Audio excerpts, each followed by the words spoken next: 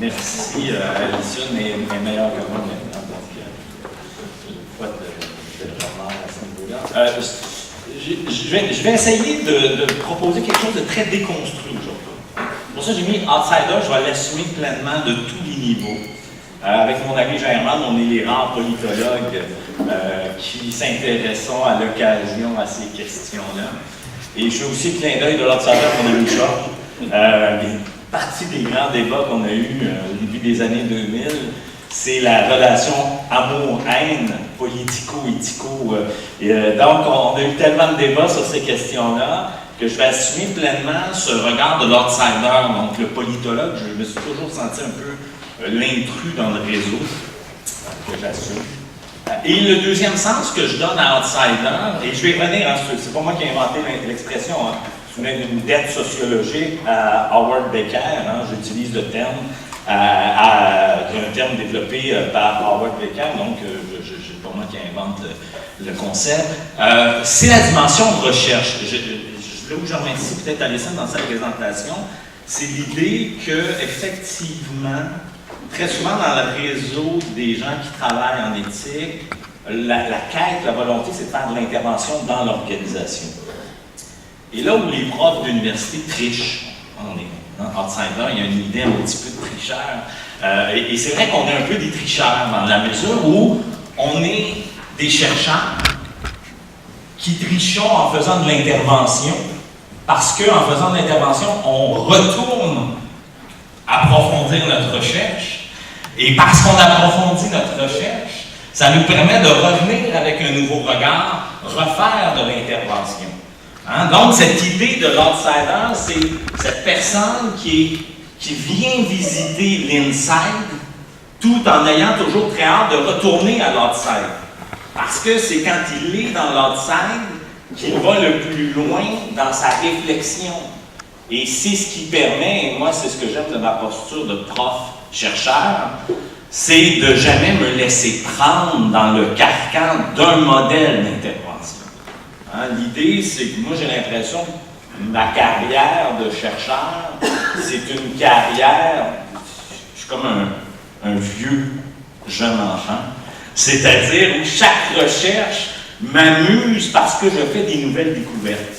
Quand je dis cette métaphore du jeune enfant, je rejoins Dame, j'ai fait le sourire parce que j'étais dans son univers que je ne connais pas. Quand je dis que je suis un outsider, dans tous mes mandats, quand j'étais chez elle hier, avec les comptables, les CPA, j'étais un outsider complet. Pourtant, on s'est débrouillé pas pire, on a eu du plaisir en cadrant mon regard avec. Bon, j'ai les dames de Laval, c'est la même chose. Je ne suis pas un spécialiste de la gouvernance municipale, mais dans notre rencontre, c'est comment l'outsider peut aider les insiders à mieux travailler dans leur réflexion à ce niveau-là.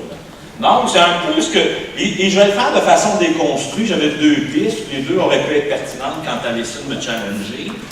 Je ne peux pas m'empêcher, parce que mon point de départ, ça reste l'éthique publique, parce que c'est quand même un projet structurant, je pense, pour le réseau. Et, en tout cas, moi, pour ma pensée, c'était très structurant. J'aurais pu faire la même présentation juste en revenant avec vous réfléchir sur les grandes thématiques que l'on a traitées dans la revue, et surtout avec le regard que l'on avait dans cette revue-là, qui est pour moi très représentatif de cette logique, de réflexion sur le regard critique, sur des problèmes pratiques qui deviennent des problèmes publics et qui a toujours une quête de propositions, de stratégies, et en même temps toujours cette obsession, et j'y reviendrai, inspiré de Dewey, ça va, je suis obligé à me payer pour que je fasse deux clins d'œil à Dewey. Je vais essayer minimalement d'en faire deux. Donc, à Dewey, cette idée qu'effectivement, l'approche de l'éthique publique, c'est une quête permanente de vouloir intégrer des interprétations différentes des problèmes publics et des quêtes de stratégies aussi différentes pour aborder et atténuer les problèmes qui sont ciblés dans la recherche ou dans les questionnements. Et je donnerai rapidement deux exemples, un particulièrement pour moi, qui représente tellement bien l'esprit que l'on avait dans la revue Éthique publique, dans ce concept-là. C'est le livre qu'on avait fait en partenariat avec Le Devoir, sur l'éthique publique et le regard sur le mariage homosexuel. C'était le grand débat de l'heure. Et c'était fantastique parce qu'on a quand même réussi à intégrer des responsables du mouvement gay qui avaient fait la promotion du mariage de conjoints de même sexe, en même temps qu'on avait une représentation de la Convention morale du Vatican. Hein? Et là, on venait se greffer toute une série. Et ça, pour moi, c'est ça l'expérience de l'éthique publique, dans le sens de Dewey, c'est-à-dire on ne peut pas chercher des solutions si on ne prend pas le temps d'écouter quand quelqu'un poser la question sur l'écoute. Pour pouvoir écouter, il faut permettre de donner la parole. Hein? En amont de l'écoute, il y a une possibilité d'énoncer la position. Hein? Plutôt que de fermer, ouvrons, et c'est ce qu'on a toujours essayé de faire. Donc, j'aurais pu passer beaucoup de temps sur la revue elle-même. Là, je suis encore dans mon... J'ai même pas commencé. J'ai décidé donc plus de faire des clins d'œil sur mes recherches. Comment chacune des recherches m'a amené à explorer des univers étrangers, mais des univers fascinants qui, à chaque fois, m'ont permis de réfléchir au sens que l'on peut donner, au sens très large du terme, à l'éthique. Et donc, c'est un peu la visite que je veux faire avec vous. Le premier, c'est mes dettes intellectuelles, de construction. Hein. Moi, j'étais un vieux francfortien dans ma maîtrise. L'école de Francfort, qui n'est plus très à la mode aujourd'hui, pour moi, ça demeure encore une source d'inspiration. Hein. On oublie, c'est une école de sociologues, philosophes, qui ont dû fuir l'Allemagne à la Deuxième Guerre, parce qu'ils étaient tous juifs. Et leur pensée était structurée autour des prémices du judaïsme. L'impossibilité de représenter le bien et l'obligation de continuellement travailler à changer le mal pour bonifier l'environnement social dans lequel on est. Dans leur logique très inspirée du judaïsme, l'école de Francfort nous avait amené ce qu'on appelle souvent la théorie critique de l'école de Francfort, qui est une pensée pour moi, qui a été, c'était la découverte, où je n'ai pas besoin de vous dire que ma pensée critique est toujours très aiguisée. Je suis un peu comme Obélix qui est tombé dans le bassin quand il était jeune, donc c'est à cause d'eux, malheureusement, aussi je suis dans cet univers critique-là que j'assume pleinement. C'est cette logique où, avant de vouloir, très souvent quand je travaille dans des organisations, l'obsession, c'est de reconstruire à tout prix, sans jamais vouloir déconstruire avant. Et moi, l'école de Francfort m'a fait comprendre qu'on ne peut pas bien reconstruire si on ne déconstruit pas avant. Et notre devoir de chercheur intervenant, c'est continuellement freiner l'ardeur des gens avec qui on collabore dans les organisations, qui veulent aller vite pour régler le problème. Mais, et là-dessus, Malherbe, moi j'ai toujours aimé de chez Malherbe, je fais mon clin d'œil, vous allez voir, j'ai essayé d'attacher mes clins d'œil, c'est-à-dire des gens que j'ai fréquentés directement ou indirectement, c'est-à-dire un Malherbe, quand il nous disait il faut aider les gens à accoucher un peu dans la souffrance. Hein, il y avait quelque chose de macabre chez Malherbe quand il disait ça, mais il n'a pas complètement tort, c'est-à-dire parce que les gens aimeraient donc accoucher dans la facilité, alors qu'on ne les aide pas quand on les laisse dans cette illusion de la facilité de la reconstruction. Hein? Donc, je pense que ça fait partie de notre éthique professionnelle de chercheurs et d'intervenants. C'est cette obligation de faire reconnaître aux gens avec qui on travaille que le lait, on va aimer le visiter. Parce que c'est la condition pour aller de l'avant et aller plus loin. Et là, et les gens n'aiment pas ça. Hein? Bon, les gens de Laval, l'avantage, c'est que la job sale était déjà faite, donc j'ai pas eu trop de misère à leur dire on va s'asseoir, on va regarder le lait. Hein? C'est plutôt facile. Ils ont été des gens plutôt beau terrain de facilitation. L'UPAC avait passé avant qu'on arrive. Et donc, l'UPAC avait déjà brisé l'idée qu'il fallait regarder la problématique en place. Mais c'est pas comme ça partout. Hein? Ce privilège-là, on l'a pas souvent. Hein? On n'a pas souvent ce privilège-là. Parce que la plupart du temps, on vous appelle quand ça va un peu mal, mais pas trop. Donc, pourriez-vous nous aider à ne pas aller plus loin dans le constat de ce qui va mal, s'il vous plaît, monsieur? Et là, tu es obligé de dire non, monsieur, non, madame. Donc, il y a cette logique-là, donc une dette fondamentale avec l'école de frontière. Deuxième dette, plus tardive, mais en même temps aujourd'hui très structurante, c'est ma dette à l'école de Chicago. Les sociologues de Chicago, et non pas les économistes. Il faut faire attention. Sinon, elle ne m'invitera plus la scène si je disais c'est l'école économique de Chicago. Donc, c'est les sociologues. Et c'est eux qui me font visiter, et là je fais mon clin d'œil à André, l'approche pragmatiste. C'est cette école de Chicago-là.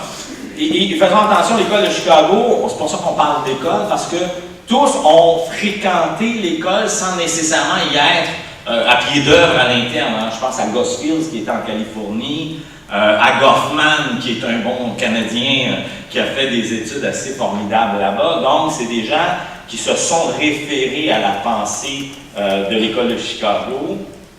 C'est eux qui vont nous amener d'abord à réfléchir à l'idée que ce que doit réfléchir le chercheur, c'est la question des problèmes pratiques. Ce n'est pas les grandes idées qui doivent nous challenger, c'est les vrais problèmes pratiques incarnés dans la banalité du quotidien. Et c'est sûr que Goffman, c'est l'apothéose de cette logique-là. Mais en même temps, c'est la même chose quand on pense à un Becker. C'est la question de la consommation de drogue à l'époque, la question de l'homosexualité, la question... Donc, c'est le vécu comme problème pratique qui va être effectivement différent d'un lieu à l'autre. Luc parlait de l'idée de construction. C'est sûr que l'école de Chicago va nous obliger à moduler et à être très prudent dans nos affirmations d'universalité. Moi, quand je suis rentré dans l'univers de l'éthique, la quête du Saint Graal universel était toujours présente. Heureusement, aujourd'hui, on est capable de reconnaître que le Saint Graal, on ne l'a pas trouvé, puis peut-être qu'il n'existe pas, et c'est tant mieux. Et ça, c'est là que ça devient intéressant, parce qu'une école comme celle de Chicago va nous amener à réfléchir à l'idée que plutôt que d'être en quête d'universalité, il faut surtout comprendre comment on construit notre rapport au questionnement. Comment on construit dans notre environnement particulier le rapport à une conduite dite qualifiée positivement ou qualifiée négativement. La même conduite, je vous montrais tout à l'heure une des ficelles de Becker sur ces silos. Ces silos, c'est qu'est-ce qui fait que la même pratique peut, dans un endroit X, être considérée comme tout à fait normale, dans un endroit Y comme tout à fait transgressive, dans un endroit Z tout à fait une déviance, et finalement, dans un endroit autre, une délinquance absolue. Et pourtant, c'est la même pratique. Comment l'environnement, et là, ce qui est intéressant, c'est la logique transactionnelle de l'école de Chicago, c'est l'obligation de ne jamais réfléchir sur la décision individuelle ou la conduite individuelle sans prendre en compte le contexte de l'environnement à l'intérieur duquel se développe la conduite ou se prend la décision. Donc, c'est la logique transactionnelle de l'individu et son environnement. Qu'est-ce qui fait, je reprends un clin d'œil à Luc, il y a eu une tentation, mais c'est un bon garçon, il s'est retenu sur l'enveloppe de certains politiciens. Qu'est-ce qui fait que certains semblent plus à l'aise que d'autres, ou quoi que ce soit? Et il faudrait se poser la question, qu'est-ce qui fait, effectivement? J'étais en France la semaine dernière avec des jeunes étudiants. En France, la métaphore, c'est toujours le syndrome de DSK qu'on aime utiliser. Qu'est-ce qui fait que DSK a une conduite tout à fait normale en France, à Lille notamment, qui est une super belle ville et avec plein d'activités festives le soir? DSK a admis fréquenter Lille et les réseaux du nord de la France. Et finalement, il se retrouve, malheureusement pour lui, dans l'histoire, il a passé par Washington avant de devenir président de la France. Et bien là, c'est plus, il fait la même conduite, mais là, il se fait accuser d'être un délinquant sexuel. Oh boy, ça va mal. Qu'est-ce qui fait le gap? Là, on parle de. On saute 3 silos hein, dans le modèle de Becker. Pourtant, c'est la même conduite, c'est le même individu. Soit lui n'a pas compris son environnement nouveau, ou maudit, l'environnement n'a pas assez changé aux États-Unis pour qu'il puisse quand même tranquillement continuer sa carrière de transgresseur. Ça aussi, c'est une belle ficelle que Becker nous amène. On ne naît pas transgresseur, on peut avoir une très belle carrière de transgresseur. Et ça, c'est mes amis policiers qui m'ont appris ça. Après avoir travaillé avec les policiers, avec les gens des autorités disciplinaires, les policiers, ce qui est intéressant, c'est d'essayer, on a essayé de travailler, je salue mes amis de Gatineau notamment, qui surtout beaucoup travaillé avec la police de Gatineau sur ce phénomène-là, c'est d'essayer de comprendre qu'est-ce qui fait que leurs policiers avaient commencé une petite transgression ici à gauche. Et finalement, se retrouvent 3 ou 4 années plus tard en discipline avec une action importante en termes d'inconduite. Et le questionnement, ce qui est intéressant, c'est de les accompagner pour essayer de comprendre, et là je fais le clin d'œil à mon ami Duhamel, l'imaginaire de la transgression policière. C'est-à-dire cette idée qu'au fil du temps, tu interprètes ton environnement puis tu te rends compte que ce que tu pensais faire comme transgression, gros comme ça, l'environnement est tellement tolérant, est tellement passif, est tellement pas là, que tu es rendu avec une carrière 4 ans plus tard où ton élastique transgressif est rendu là. Et tout s'est fait, puis la moitié des collègues le savaient, personne ne s'en formalisait, on ne voulait pas trop savoir. Hein, là, je fais le clin d'œil à Luc tout à l'heure qui parlait, c'est le clin d'œil de Sutherland. Hein? C'est pas parce que c'est pas visible que ça n'existe pas. Sutherland va plus loin, il va dire, très souvent, c'est pas visible parce qu'on ne peut pas concevoir que ça existe. Donc, dans cette logique-là, nos environnements organisationnels sont d'une complaisance à l'égard des carrières des transgresseurs. Et ça, on n'aime pas trop se faire appeler à l'ordre dans les organisations quand on dit « Et si c'était l'environnement de travail qui est producteur de facteurs facilitant les carrières extrêmes de transgression? » Je reviens à mes policiers, hein, je reviens à Sutherland. Sutherland, mes amis de Laval, Benoît n'est pas là, mais qui est police et ami de Laval, c'est l'idée, qu'est-ce qui fait qu'on a été scandalisé de découvrir, mais on découvre en 2012-2013 qu'ils ont un mauvais maire. Ça fait 25 ans qu'il est là, à peu près dans le paysage politique.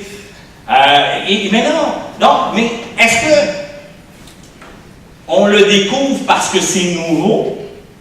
Ou on le découvre parce que jusque-là, on n'avait même pas pu concevoir qu'on ait un maire corrompu, un système corruptible. Hein, donc, c'est cette logique que Sutherland nous amène. Et là, je clin d'œil à mes amis de l'UPAC qui vous diraient, ben oui, mais ils vont vous dire, ben, on ne peut pas concevoir quelque chose quand notre collectivité ne veut pas le concevoir et le comprendre. Parce qu'avant l'UPAC, ils étaient 5 à traiter les dossiers de corruption au Québec. Hein? Et là, je reviens à Sutherland. Nos institutions sont structurées de façon telle à maintenir et entretenir des angles morts. Hein? C'est la théorie de Sutherland sur « the white-collar crimes ». Notre structure de régulation a toujours été une structure de régulation des cols bleus. Les cols blancs ne me montrez pas ce sein que je ne veux pas voir. Hein? Et à partir du moment où tu es sain, tu ne peux pas concevoir que ça existe et tu peux encore moins le voir. Donc, l'école de Chicago nous amène à remettre beaucoup en questionnement nos façons dont nos institutions traitent avec sérieux des situations d'ordre éthique. Hein? Et c'est pas juste les individus, je rejoins Luc sur l'idée de la compétence, mais il faut dépasser la logique strictement de l'individu, le professionnel, qui doit questionner ces situations éthiques problématiques. Est-ce que nos institutions sont vraiment intéressées à y réfléchir? Est-ce qu'il se donne les outils pour les chercher, ces situations problématiques-là?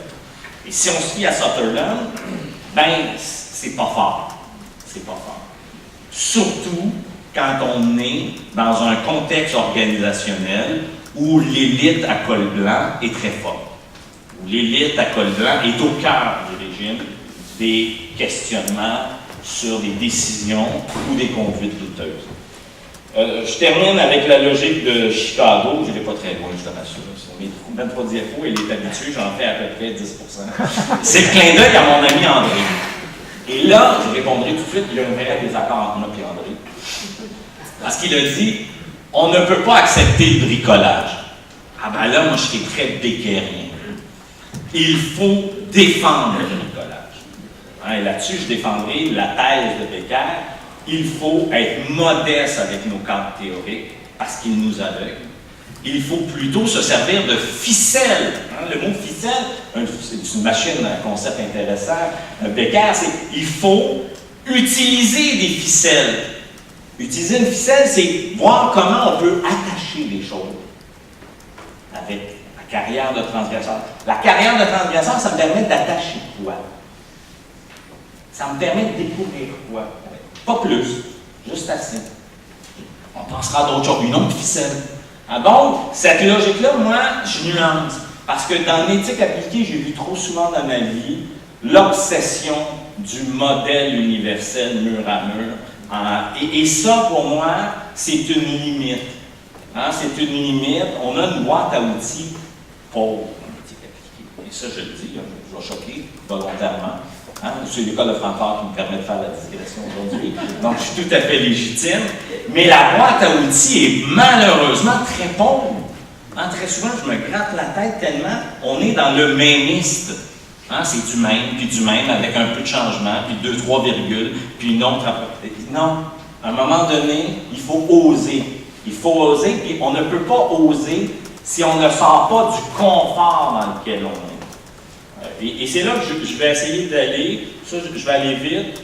Point rapide sur deuxième référence à Dewey pour Allison, et après je suis liquide, c'est correct. C'est le rapport à la démocratie. Une des grandes tentations quand on fait des recherches en éthique, c'est qu'on est tellement sûr qu'on a raison. Qu'on ne peut pas concevoir que le grand législateur ne nous écoute pas. L'histoire de ma vie, c'est d'être un mal compris. Heureusement, Germain me rassurait en disant non, c'est l'histoire des politologues. On va accepter, nous, la contrainte qui est de base. C'est, dans le fond, l'éthique publique, l'éthique appliquée. Et là, notre ami Machiavel, nous, en Sciences Po, l'avantage, c'est qu'il nous avait aidés. Il est là pour conseiller le prince, pas pour prendre la décision à la place du prince. Deuxième référence à Machiavel. Machiavel disait quelque chose qui a été très mal lu dans sa vie, le pauvre. C'est pour ça que je pense qu'il y a eu une vie un peu perturbée et perturbante. C'est l'idée qu'un bon conseiller du prince ne dit jamais au prince ce qu'il veut entendre. Il dit au prince ce qu'il doit entendre, même et même surtout lorsque ce qu'il doit entendre est désagréable à entendre.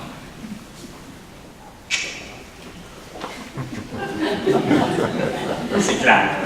Et oui, c'est ça l'idée. C'est l'acceptation qu'on peut faire une recherche de très grande qualité, on peut faire un diagnostic de très grande qualité, on peut faire des recommandations de très bonne qualité, on peut faire des propositions de stratégie de très grande qualité. À partir du moment où on a fait notre job, on prend nos affaires et on dit « c'est à vous de continuer ». Et si vous ne décidez pas, en fonction de l'orientation qu'on vous avait délimitée, c'est malheureux, mais vous allez vivre avec parce que vous allez vivre dedans. Donc, la logique de Dewey, c'est-à-dire, oui, on va chercher des volontés d'intégrer les propositions, d'intégrer les stratégies, mais on va aussi accepter notre limitation, l'intervention en amont du processus décisionnel et l'acceptation de la limitation de ce mandat d'aide à la bonne décision en matière d'intervention. Si je continue rapidement, ça c'est moins intéressant. Oui. Ben, c'est parce que c'est pas inintéressant, c'était nos 3 axes de questionnement de la politique publique. C'était nos 3 axes, tu te souviens, mes 2 collègues avec qui on avait commencé, c'était nos 3 axes, puis on était super contents parce que, et c'est ça la logique des ficelles et de la recherche, c'est que c'est tout déconstruit aujourd'hui, ça marche plus.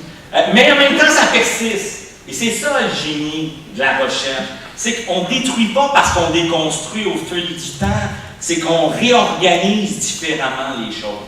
Parce que l'analyse des pratiques sociales, des problèmes publics, nous amène à nous raffiner dans notre compréhension du problème.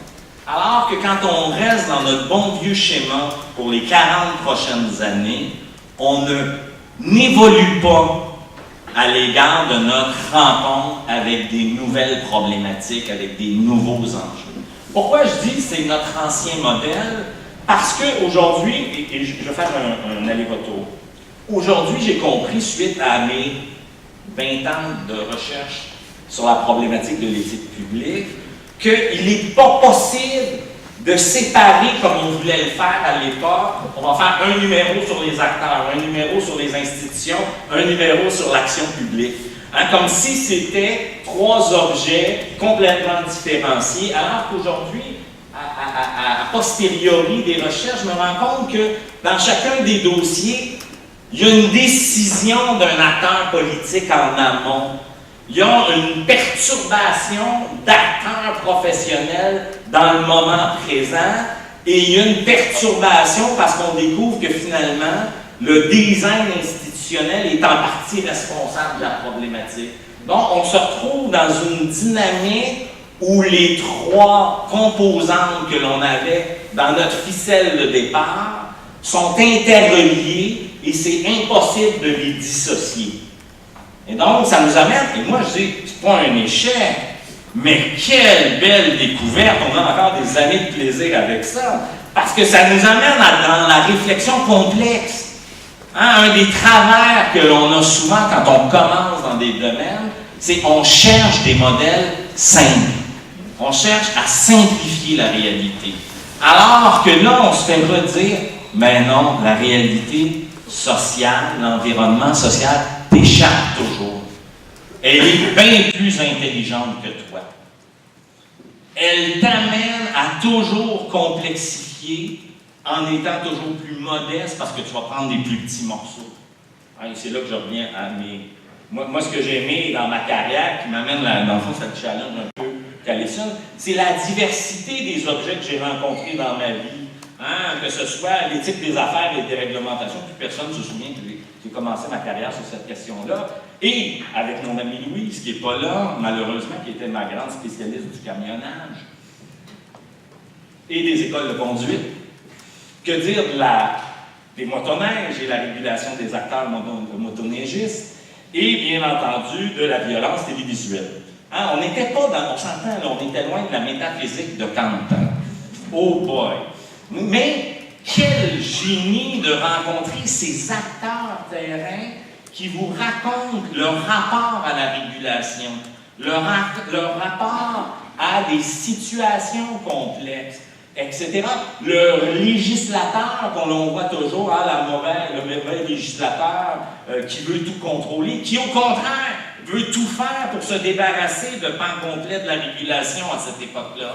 Hein, le secrétariat à la déréglementation, il n'y a plus personne qui se souvient. Merci, M. Bouchard, ça a duré juste 1 an. Échec complet. Pourquoi? Parce que les acteurs du milieu économique n'étaient pas intéressés à reprendre la régulation. Hein? Et le livre qu'on a produit à l'époque sur Opul, ça s'appelait le jeu de transfert de régulation, hein, qui nous amène à complètement modifier notre super modèle que tout le monde se souvient, auto-hétérorégulation, dont je suis très tanné des fois qu'on me rappelle que c'est le seul livre que j'ai écrit dans ma vie. Mais c'est un modèle qu'on challengeait sur des terrains très concrets. Le challenge sur la modernisation de l'État, c'est le projet de loi qui nous challenge. L'éthique sportive et le dopage, c'est là que j'ai découvert mes méthodes de travail en terrain difficile. Je remercie tous les athlètes canadiens qui ont bien voulu participer à cette étude. Mais c'est là que j'ai compris que si on veut pousser la réflexion terrain avec des acteurs en situation éthique très difficile, on ne doit jamais aborder la question de front avec eux. Êtes-vous une tricheuse, Madame la cycliste? Êtes-vous un tricheur, Monsieur l'haltérophile? Hein? Parce que c'est clair que c'est non. Alors que, et là je refais le clin d'œil à Duhamel, alors que travailler, je termine là-dessus, travailler avec leur imaginaire. Comment concevez-vous l'environnement à l'intérieur duquel vous évoluez? Le rapport aux entraîneurs, le rapport au dopage, le rapport à la performance. Et là, ils parlent. Ils parlent de leur vie en parlant d'une vie imaginée chez les autres. Parce que je peux vous dire qu'après l'étude, personne n'avait officiellement reconnu qu'ils étaient dopés. Et 5 ans plus tard, je les voyais tous à l'Agence mondiale de dopage, un après l'autre. Donc, ça, c'est comme ça qu'on apprend. Et je terminerai donc en disant qu'il faut continuer à innover en éthique publique. Il faut innover en éthique appliquée. Moi, là, le grand challenge du programme de l'éthique appliquée à l'Université de Sherbrooke, c'est de s'ouvrir à l'innovation méthodologique et théorique. Merci.